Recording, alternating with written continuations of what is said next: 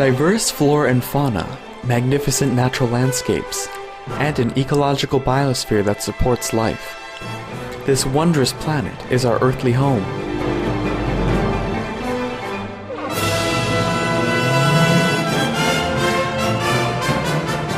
From our animal co-inhabitants to the lush rainforests and life-giving soil, we cherish all these as gifts from the Creator.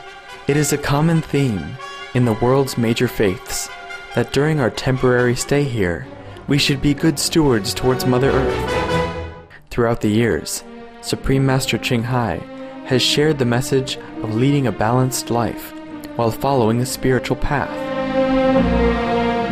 Not only must we nourish our spirits, but we share the responsibility to care for nature and our fellow beings.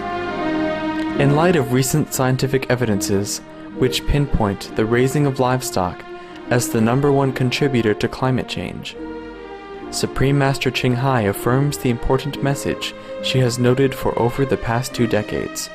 We must be vegetarian, meaning an animal-free diet, and practice sustainable living.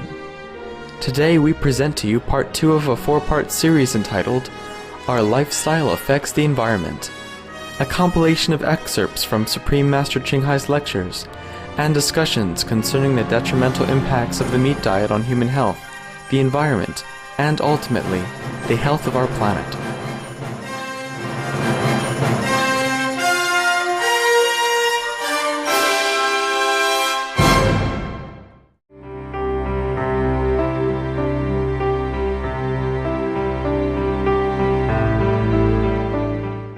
I would just to say thank you very much for your lovely books about the animal friends. Regarding global warming, I can imagine that the animals can also feel the rapid climate change. I can feel they also worry about the urgent situation. I'm just wondering if animals are also trying to send us any messages in this regard. They've been sending all these centuries. Nobody listens. Not just now.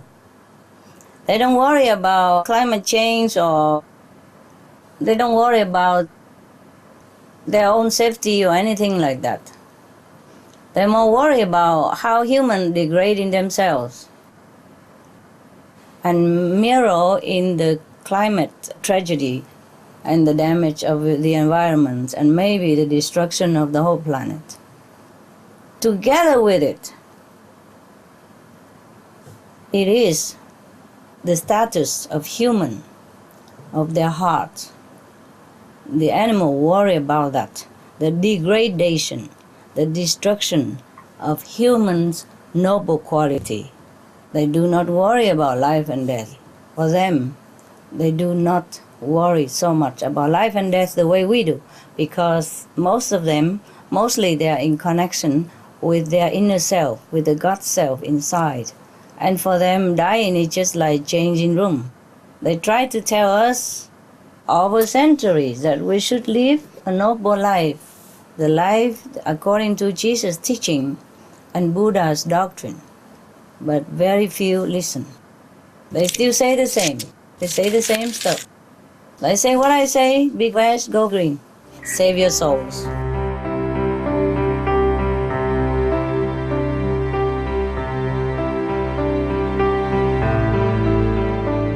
When you park, try not to hit the tree and don't cut it. The trees are there for beauty and for protection. It's good for your car when it's summer, too hot, and when it snows a lot, it stops some of the snow, okay? And scatter all over instead of all falling on your car. It's very good. And the wind and all that, it's good for your car and good for you. I don't try to cut all of them down. We try to preserve them, and meanwhile can use them. That's why I think this car park is the best. And later, if it's necessary, we can sprinkle some gravels on top of it. But if the earth is hard enough and it doesn't cause trouble, then we just keep it like that. And also when you pitch your tent, please don't clean the leaves, the dry leaves. Keep your tent good. Keep your tent, protected from the moist ground Yeah, it's soft. Keep your tent soft, yeah, like carpet. So it's very good for you. Also, when you take your tent away, the earth will not become naked, and the rain will not flow all the water down, up the earth down. And later we have mountain no more. So just keep the leaves, they're clean. The leaves are very clean and very soft, yeah, and beautiful. For your feet, it's very soft like carpet. So I saw that many places where you camp, you clean all the leaves. It's very unintelligent, huh? We should try to enjoy nature and preserve the natural environment. They're always good for us. That's why I don't allow people to cut the trees where it's not necessary. The weather has changed in many places drastically because people cut too many trees and they cannot grow fast enough to replace them. And the weather change and the rains has been washed away instead of being preserved in the earth. Because the trees, they attract rain and also they keep the water and it flows slowly down and it preserves the mountain, also preserve the stream and the river and all that. If we cut all the trees, we will be short of water and the weather will change drastically that we could not bear. That's why many places, many countries, they are short of water, yeah? Sometimes because they cut trees at random and not considering how it will be after, in the future, you know. Because our children still have to live on, you know, they will go on to live. After we die, after I die, this center is still here. And your children will come. So it's not for 1 day, 2 days that you use any places, you have to keep them for the future. It's all for your good. We have to preserve things that we enjoy. We have to think ahead into the future, not just that, oh, I can use it today, tomorrow, I don't care, you know, and damage everything. That's how people damage many beautiful places and cut so many trees and kill so many animals. Animals are there for some reason. They're also inhabitants of the earth, and we have no right to kill them. Sometimes I've heard some people say that the research has announced that animals, they heal people's sickness sometimes, probably because of their love. That's why many people like to keep dogs and cats, because they are so loving and probably they are so soothing somehow to them, so they feel good and keep them. The same, trees and water, forests, they also heal. Don't you feel better when you walk a little bit in the forest? Yeah? Your eyes feel better? No? Yes. And your lungs feels good? And your skin feels smoother, huh? And your mood is calmer. This is all due to nature, the trees, and the air that they breathe out to give us the oxygen. Therefore, it is very necessary to keep nature intact as much as we can. We have big land and we can afford to just park between trees. Because when you park over here between the trees, and sometimes you don't feel like walking down right away yet, you just saw a friend, you can just stand underneath of the tree next to your car and have just a few words with each other. It's better than standing on top of overheat cement concrete floor, yeah? And then talk. And then both also smoking up. They had to smoke up. Give people a very hard feeling, you know, standing on the concrete floor. So I think I like to preserve the trees, not only because for me, but it's for everyone, for America, for the world, yeah? Everywhere we go, we have to try to protect nature. Especially now that we are so-called meditator, we are very sensitive to the environment and to the need of other people. It takes 20 years, maybe, to grow until the tree is that big. Very seldom I allow to cut big trees, except when it's absolutely in the way. But even then, only when necessary. Otherwise, I don't let them cut them. It's difficult to grow a tree, but easy to cut it. When not necessary, why? I cannot bear that. You know, it's a cruelty. in consideration. So try to understand this, huh? Not only here, but wherever you go. Try to preserve nature. Waste the time, huh? Waste the beauty of nature. Waste manpower. And sometimes waste money. You cut a tree, sometimes your soul will go kaput. I'm very protective with trees, animals, grass, everything. Very protective because I feel hurt when they are destroyed. Even with reason, it's already bad enough. But we can't just be too ridiculously strict. But we cannot just cut things at random. It shows our cold-blooded nature. It's no good, huh? When I was a little bit younger, maybe about 15 years ago, planted a lot of kind of house plants, make it look fresh and green, because in the city you have nothing. So try to make it beautiful. You know how I love beauty. And try to arrange things according to the circumstances to improve the nature of the place. Anyhow, many plants are there and it's beautiful, beautiful, no problem at all. Until that guy, he thinks that it's better for the plant to have ultraviolet, violent light or something like that. So he bought a so big, huge violet lamp, 2 or 3, and put them scarily in front of the plant. Like this. And I have warned them that they're very strong. If you want to put far away and one at a time. Because that's enough. Because also in the daytime we keep the neon lamps burning because that's also kind of light for them. And they grow fine. No complaint. So green, so lush, and no problem, very shiny. And I clean them sometimes. I pump water. I dare not put the whole waterfall in, but I just spray them. Make it a misty, and they love that. Until that guy, he put that violet lamp there. And I have told him not to do it, but they don't listen. And so many of my plants burn to death. Oh, I cry, I was so hurt for the plant. When I see like that, I nearly drop down on my knees. I feel so hurt because I feel the plant get hurt. I feel as though if I'm burned like that, how would I feel? You understand? And especially the plant, they cannot speak. They're helpless. They just stand there and get burnt. Slowly like that. Oh, the feeling is so awful. As though if they're human, I feel like that. I'm very protective. That was before I even practiced Guanyin method. So you can understand now, my feeling must be even more intense than that, more sensitive than that. So I think you should understand if I don't let you cut trees.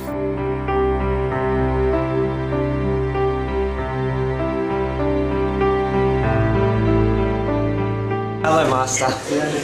Is there any other process of universal change and transformation that goes on independent of human activity?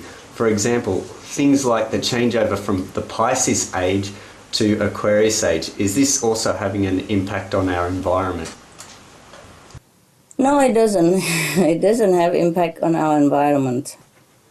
The environment is affected by our own activities, by the activities of the inhabitants, be it human or animals, yeah?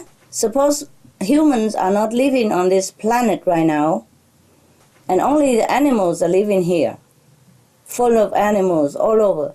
And if they are not mindful of their environment, and if they are killing each other, then the bad karma will also build up and the planet will also be destroyed.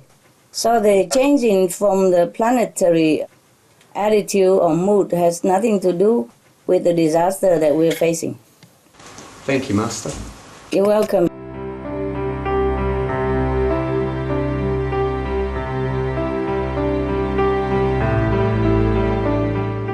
Thưa Sư Phụ, trong thời gian còn lại mà Sư Phụ chỉ dẫn nhân loại tranh thủ cơ hội để thay đổi địa cầu, thì trong thời gian đó thiên tai vẫn tiếp tục xảy ra một cách mạnh liệt hay là có giảm bớt phần nào không? Kính xin Sư Phụ phát biểu. Nếu mà mọi người tham gia ăn chay nhiều và bảo vệ môi sinh nhiều thêm, và có tấm lòng khiêm nhường, có tấm lòng đạo đức và cầu nguyện với ơn trên, thì những cái thiên tai nó sẽ giảm bớt. Giảm bớt được bao nhiêu đó là tùy theo cái nghiệp quả của nhân loại. Nếu mà họ càng ăn chay nhiều, càng bảo vệ môi sinh nhiều thì dĩ nhiên thiên tai càng ngày càng giảm bớt. Và có thể là nếu mà mọi người ăn chay hết thì không có thiên tai nữa.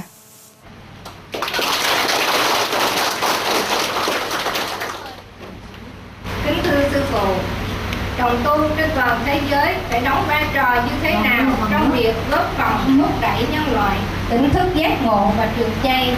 Con xin cảm ơn Ngài.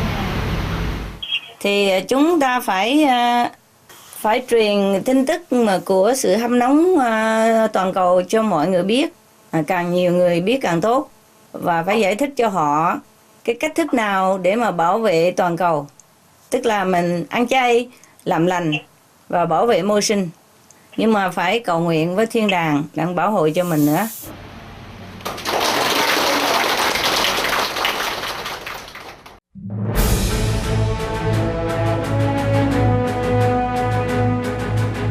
European Parliament supports reducing meat to lower greenhouse gases. Call vote. Vote is now open. Reduce your meat consumption or stop eating meat totally. During discussions on greenhouse gas reduction goals, the Climate Committee of the European Parliament officially recognized livestock's contribution to global warming and recommended a reduction of subsidies to the livestock industry to curb methane. The European Parliament has adopted its own position on climate change as an institution. And as a Vice President, one of the proposals I have made is in line with your own, which is that we should eat far less meat, because that's one of the major sources of greenhouse gases. We know that the agriculture and the meat production is one of the main causes of gas emission, and so it's very clear that the ratio per habitant of meat has to decrease.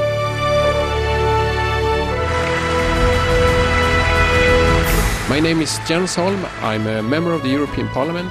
Please, be veg, go green, save the planet.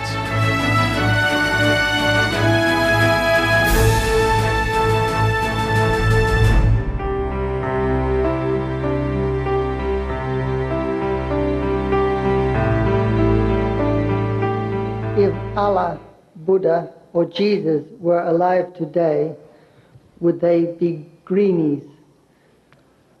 Greenie is someone who is environmentally conscious. Oh, understand. Yeah, that is the new party which protect the environment, yeah. Right? Partially, perhaps, yes. You see, we should protect the greenery as much as possible for our own benefit. We should preserve them as much as our space, time, and the population allows. So in that case, probably Jesus and Allah, whoever, would vote for that. I'm also a nature preserver myself, and all our practitioners are not allowed to cut trees unnecessarily.